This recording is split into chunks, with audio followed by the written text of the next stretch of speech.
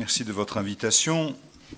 C'est avec une grande joie que je vous propose aujourd'hui de réfléchir ensemble à la question profonde du rapport entre le sacerdoce commun des fidèles et le sacerdoce ministériel, en nous laissant guider par ces deux grandes figures de sainteté que sont Sainte Thérèse de l'Enfant Jésus et le Saint Curé d'Ars. Sujet certes à la fois classique, toujours actuel, il interroge la vocation de chaque baptisé dans l'Église, la place du prêtre et surtout la relation de service entre tous les membres du corps du Christ. À travers un voyage qui nous mènera de la théologie au témoignage de vie, nous chercherons à comprendre comment ces deux dimensions du sacerdoce, donc commun et ministériel, loin de s'opposer, s'enrichissent mutuellement et contribuent à la sainteté de l'Église.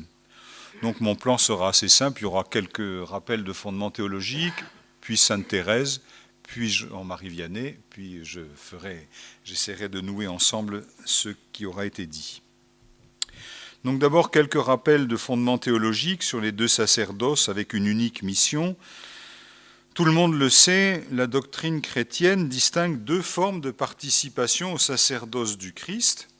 Le sacerdoce commun reçu par le baptême, qui fait de chaque fidèle un participant à la fonction sacerdotale du Christ. On le dit chaque fois qu'on baptise un gamin, enfin on peut le dire en tous les cas, c'est entre parenthèses, mais c'est quand même souhaité qu'on puisse le dire.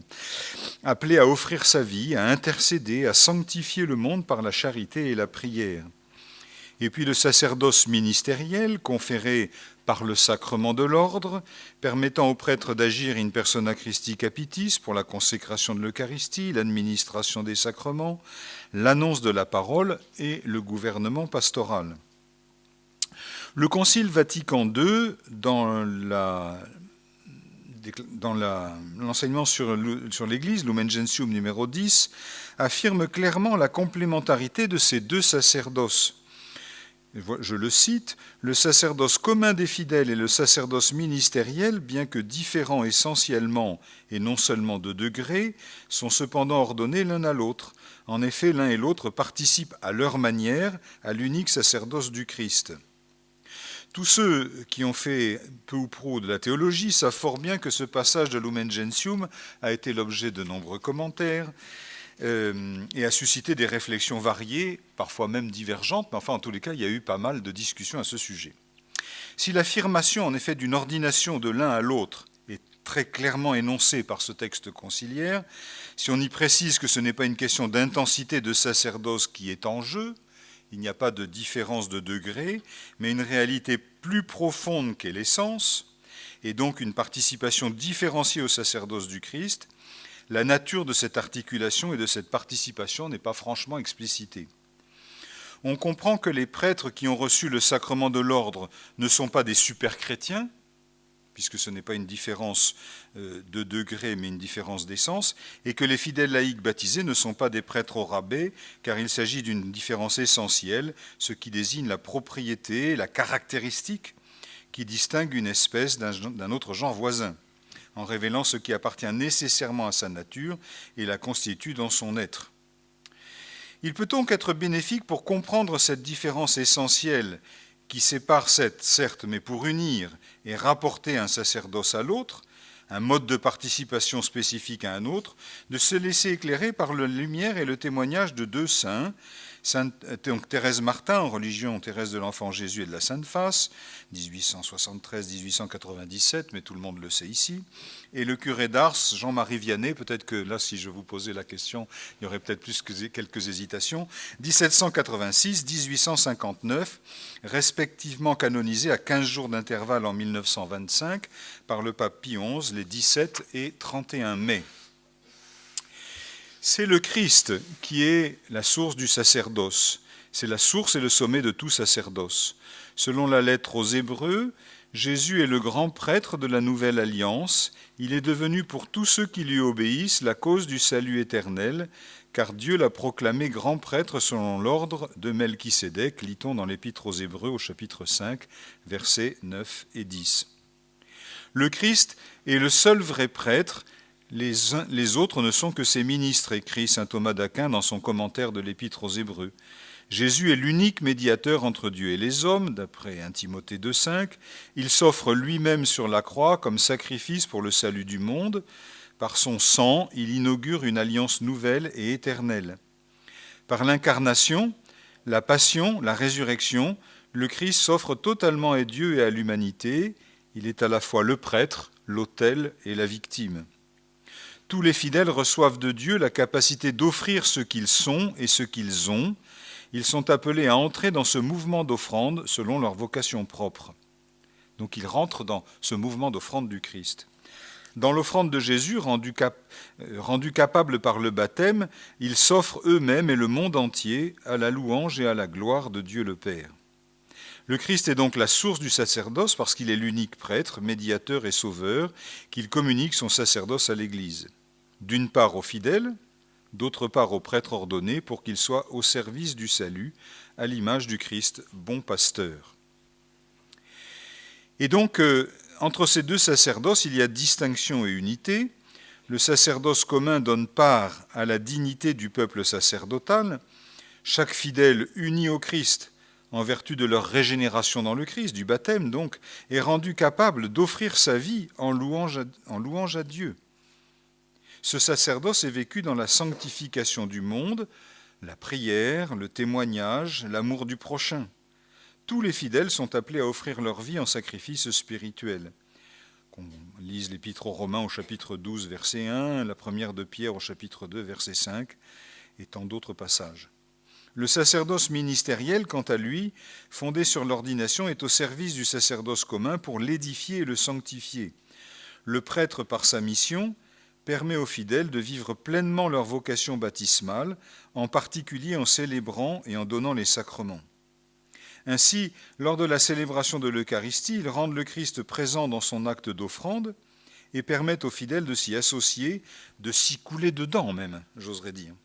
L'ordination du prêtre lui donne le pouvoir sacré, la potestas sacra, c'est un mot, un gros mot, mais enfin je veux dire en latin ça fait beaucoup mieux. Donc le pouvoir sacré de consacrer l'Eucharistie, de pardonner les péchés, d'enseigner avec autorité et de guider l'Église. La mission du Christ de consacrer le monde entier est ainsi accomplie. Le sacerdoce ministériel, vous le comprenez, ne remplace donc pas celui des fidèles, il l'organise, le soutient. Donc ça souligne bien cette différence d'essence tout en étant ordonnés l'un à l'autre. Chacun à sa manière participe à l'unique sacerdoce du Christ. J'en viens donc à Thérèse de l'Enfant Jésus, c'est mon deuxième point, avec la radicalité du sacerdoce commun. Et d'abord une vie cachée comme offrande. Sainte Thérèse carmélite de Lisieux n'a jamais exercé de ministère ecclésial visible. On a entendu hier, ça a été répété au moins 2 fois dans les conférences d'hier soir, que les sœurs de Thérèse se demandaient ce qu'on allait bien pouvoir raconter à son sujet dans l'obituaire, dans ce qu'on dit sur elle. On était perplexe sur une capacité d'énoncer quelque chose à son sujet. Et pourtant, sa compréhension du sacerdoce est profonde. Dans ses écrits, elle partage son désir ardent d'offrir sa vie pour le salut des âmes. Je suis entré au Carmel pour sauver des âmes et surtout pour sauver les âmes et surtout afin de prier pour les prêtres. Il m'a toujours semblé qu'il serait malheureux de comprendre cette sentence de Thérèse comme une double vocation chez elle. Alors qu'elle manifeste que la mission, le salut des âmes, revient bien au sacerdoce commun, s'offrir soi-même, offrir les âmes, les pauvres pécheurs, s'inscrire à la table des pauvres pécheurs, comme elle le dit elle-même, pour les orienter vers la lumière du salut. Mais la prière pour les prêtres est au cœur de sa mission pour sauver les âmes, me semble-t-il. Il n'y a pas deux. Si vous voulez, ce que je veux comprendre, c'est qu'il n'y a pas, d'une part, on sauve les âmes, puis d'autre part, on prie pour les prêtres. Mais il y a quelque chose qui est très uni. Cette prière pour les prêtres n'en est pas un appendice de cette mission pour sauver les âmes, mais la partie cachée, sans doute, mais nécessaire, du sacerdoce commun qui ne s'identifie pas aux prêtres ordonnés, mais qui les façonne par une vie d'offrande, permettant ainsi leur conformation au Christ tête en personne par l'ordination, pour que cette conformation au Christ tête en personne par l'ordination, devienne une réalité à laquelle ils correspondent toujours plus spirituellement, réellement. En effet, je veux dire, évidemment, ce qui nous conforme, nous les prêtres ordonnés, c'est l'ordination. Mais il faut que ce que nous avons reçu à l'ordination devienne partie prenante de notre vie, que ça devienne, que nous y correspondions intérieurement. Et là, l'intervention du peuple de Dieu et de Thérèse en particulier, mais parmi des grands modèles, eh bien, est tout à fait essentielle. La théologie de l'ex opere operato, le prêtre devient apte d'accomplir les actes de son ministère par l'ordination, ne doit jamais être découplée complètement d'une théologie de la fécondité du ministère, qui, elle, ne dépend pas seulement de l'ordination. Pour Thérèse, tout acte, du plus simple au plus héroïque, peut devenir prière et offrande s'il est posé dans l'amour. Elle fait de sa vie cachée une messe continuelle où chaque souffrance, chaque joie devient participation au sacrifice du Christ. D'autre part, j'ai évidemment retenu son fameux texte du manuscrit B qui révèle son désir d'être prêtre, non par ambition, mais par identification au Christ, pour offrir l'Eucharistie, pour pardonner les péchés. Et son désir s'accomplit dans la prière. Elle se sait au cœur de l'Église, moteur secret du zèle missionnaire. Le sacerdoce commun est donc par essence missionnaire, aussi petit que soit le périmètre géographique où il peut s'exercer. Mais ça, c'est le côté géographique, le côté très circonstancié. Bon, Thérèse, c'est Lisieux, c'est pas le périmètre géographique est vite cerné. Enfin, mais en revanche, le périmètre spirituel est immense. Et on en fait encore l'expérience, évidemment, aujourd'hui. Vu les pèlerins qui se pressent ici à Lisieux et vu l'immense mission que continue Thérèse. Enfin, je dirais un mot le petit chemin, cette voie du sacerdoce commun. La petite voie de Thérèse est une expression particulière, me semble-t-il, du sacerdoce commun. C'est la voie de la confiance, de l'abandon, de l'amour, une voie ouverte à tous. Ce chemin montre que chaque baptisé dans la vie quotidienne peut vraiment sanctifier le monde en vivant l'Évangile. Son offrande spirituelle qui illustre parfaitement son « je veux passer mon ciel à faire du bien sur la terre » est une vie en prière, en amour, en souffrance pour le salut des âmes. C'est la sanctification du quotidien, au fond, chaque acte, aussi petit soit-il, balayer, sourire, se taire ou ramasser une épingle, devient une liturgie intérieure, un autel caché sur lequel elle offre tout à Dieu. Elle intercède pour le monde et exerce une véritable médiation spirituelle, une mission sacerdotale au service de l'Église et des pécheurs. Sainte Thérèse a donc un ardent désir d'être prêtre, missionnaire, martyr, mais elle comprend, et Dieu lui fait comprendre, que sa vraie mission est l'amour au cœur de l'Église. Ma vocation, c'est l'amour. Elle vit ainsi l'essence du sacerdoce commun. Aimer Dieu de tout son cœur et aimer ses frères jusqu'à se donner pour eux, sans fonction assignée publiquement, mais avec une puissance incomparable. Et c'est par cette découverte de sa vocation que je fais le lien avec le curé d'Ars qui s'exclamait, la phrase a été rappelée hier, « Le sacerdoce, c'est l'amour du cœur de Jésus ». Il me semble que entre Thérèse qui s'exclame « Ma vocation, c'est l'amour » et le curé d'Ars qui dit « Le sacerdoce, c'est l'amour du cœur de Jésus », il y a vraiment un pont qui peut se faire entre les deux. Il n'est pas douteux que lorsque cette sentence « Le sacerdoce, c'est l'amour du cœur de Jésus » est sortie de la bouche du saint curé, il pensait au sacerdoce ministériel. Ça, je pense quand même que c'est assez clair. Le sacerdoce provient de l'amour du cœur de Jésus. Il est la présence de l'amour de Jésus dans le monde. Le pape François n'a pas hésité à parler à plusieurs reprises de la tendresse de Dieu, et on peut légitimement penser que cette tendresse de Dieu est manifestée puissamment par le don du sacerdoce ministériel. Le sacerdoce nous plonge réellement dans cet amour, en particulier par les sacrements. Lors d'un colloque récent à Ars, en janvier dernier, en janvier 2025, il est encore à paraître, il n'est pas paru, mais ça va venir, on espère. On a fait ça en collaboration avec nos frères eudistes et c'était vraiment une grande joie de pouvoir assembler ces deux saints qui ont été canonisés quand même le même jour. J'ai montré dans une communication que cette phrase-là du curé d'Ars, peut sans aucun doute être étendue au sacerdoce commun. Car lui aussi est l'amour du cœur de Jésus. À la limite, quand on lit le sacerdoce, c'est l'amour du cœur de Jésus, dans la tête du curé d'Ars, c'était évidemment le ministère ordonné, mais on peut très bien, sans je crois,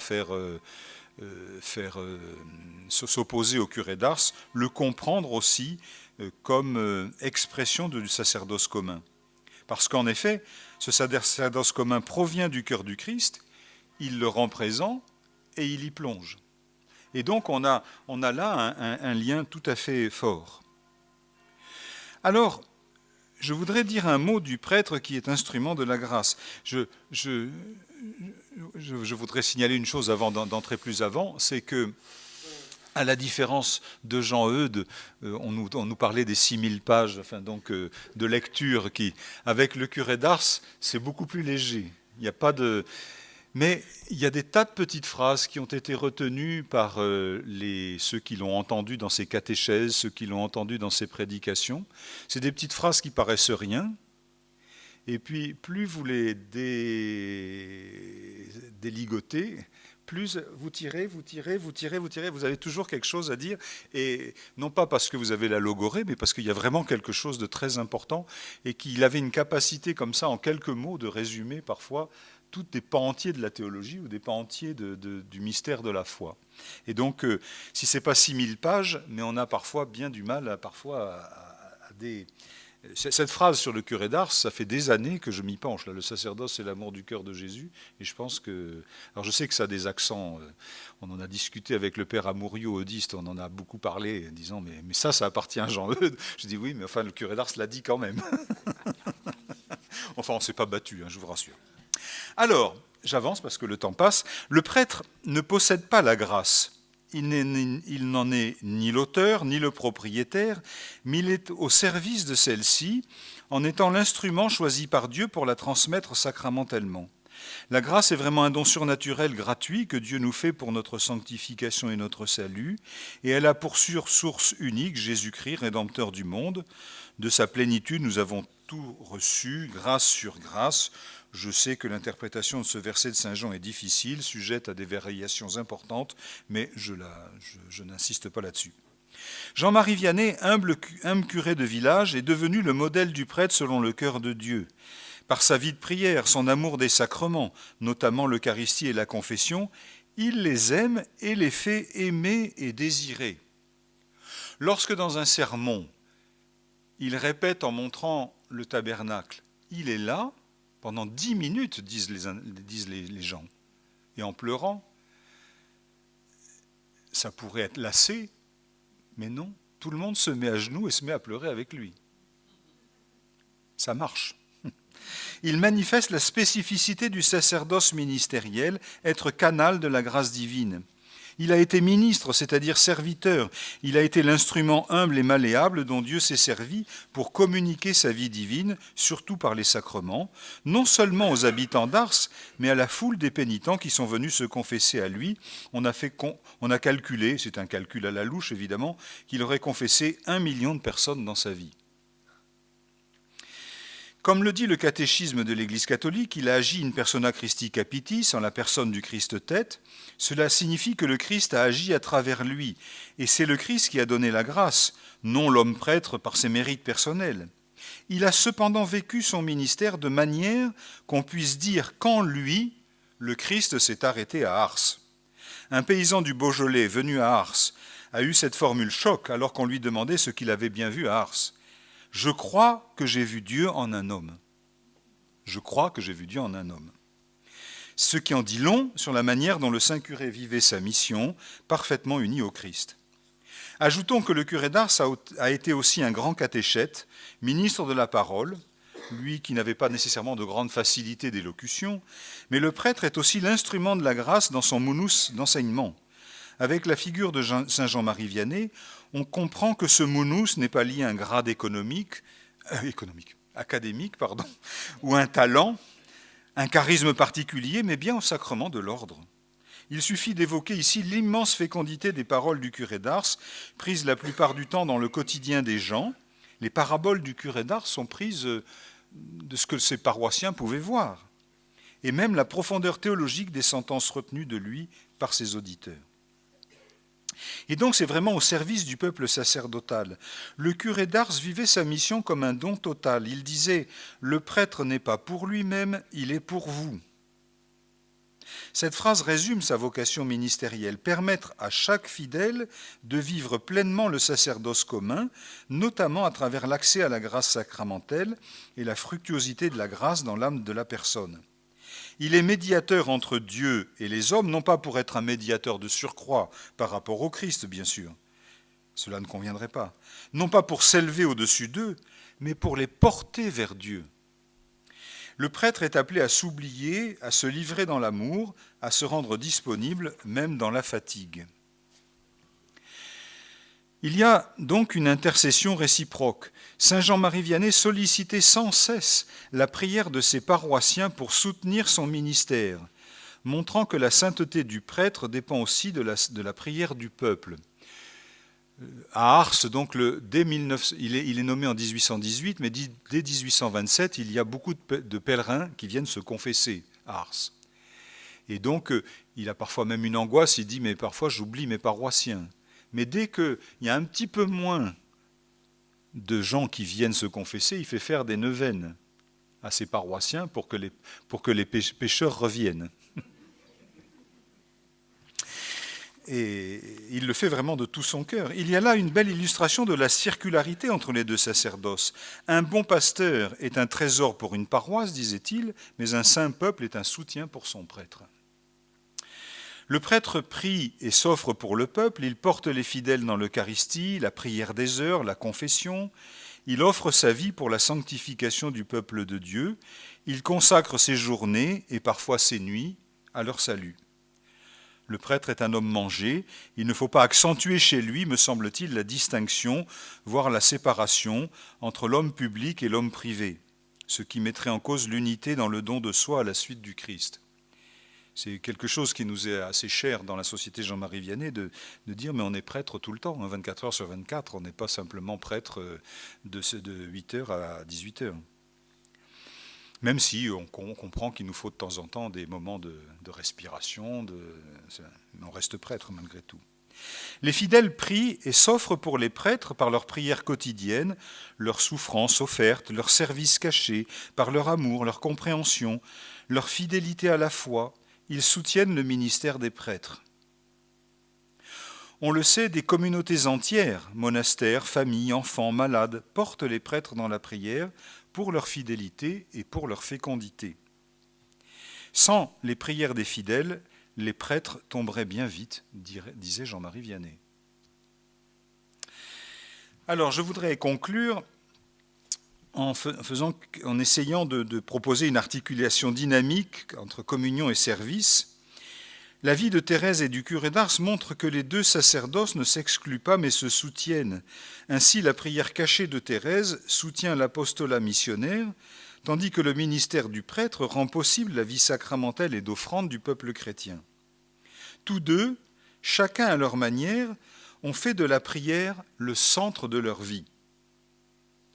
Thérèse intercède pour les prêtres, Vianney prie pour ses paroissiens, et plus largement pour tous ceux qui viennent à Ars. Cette communion dans la prière révèle l'unité profonde de l'Église. Le curé d'Ars a une phrase qui dit, mais au fond que personne ne lui envie, mais elle prie pour les pécheurs. Mais ça, personne ne l'envie à l'Église. On lui reproche bien des choses, mais pas de prier pour les pécheurs. C'est la seule chose qu'on nous laisse. La finalité du sacerdoce commun comme ministériel, c'est la sainteté. Le chapitre 5, la vocation universelle de Lumen Gentium, la vocation universelle à la sainteté dans l'Église, est sans doute le chapitre le plus central dans cette Lumen Gentium. Chacun à sa place est appelé à se donner totalement, à aimer jusqu'au bout à la suite du Christ et dans sa grâce. L'Église vit vraiment de cette offrande partagée. Il y a donc, vous voyez, cet horizon d'un but commun. Il s'agit bien de d'offrir cette perspective de la sainteté, ce dynamisme vers la sainteté à tous et à toutes, sans exception. Et donc, il s'agit de rappeler à chaque fidèle cet appel universel à la sainteté, à la prière, à la mission. La vie de Thérèse montre que la fécondité spirituelle n'est pas réservée aux ministres ordonnés. Assez souvent, il peut y avoir des réductions un peu hâtives, en disant ben, ça c'est votre problème. Enfin, je veux dire, le fait que les chrétiens, que le royaume de Dieu grandisse, n'est pas simplement le fait des prêtres, il est le fait de tous, évidemment. Comme Thérèse, les fidèles sont invités à porter dans la prière ceux qui servent au nom du Christ. Le ministère sacerdotal n'est donc pas solitaire, il est vraiment porté par la communauté. Et je pense que souvent, les fidèles progressent dans leur vie profonde, dans leur vie aussi chrétienne, lorsqu'ils s'aperçoivent qu'ils ont aussi comme mission de porter tout l'ensemble de l'Église, en particulier les prêtres et les évêques aussi. La complémentarité des deux sacerdoces appelle à une véritable synergie dans l'Église. Laïcs, religieux et prêtres, chacun contribue par sa vocation à l'édification du corps du Christ. Ainsi, pour Thérèse et pour le curé d'Ars, le secret de la fécondité réside dans l'humilité, la charité, le don de soi. Ça a été quand même impressionnant, la vie du curé d'Ars, enfin, dans le domaine du don de soi. On a calculé que pendant 20 ans de sa vie, il aurait confessé à peu près 17 heures par jour. Ce qui donne, pour mes frères prêtres qui savent ce que c'est que confesser, ils voient à peu près ce que ça représente. Je veux dire, donc, moi je ne sais pas, quand je sors de 3 heures de confession, j'ai la tête vide, je suis un peu abasourdi. 17 heures, pendant 20 ans, sans discontinuer. C'est impressionnant. Leur expérience éclaire la mission de l'Église aujourd'hui, vivre une communion où chaque baptisé, chaque prêtre, soutenu par la grâce et la prière, participe à la mission d'amour du Christ. Je vous remercie de votre écoute.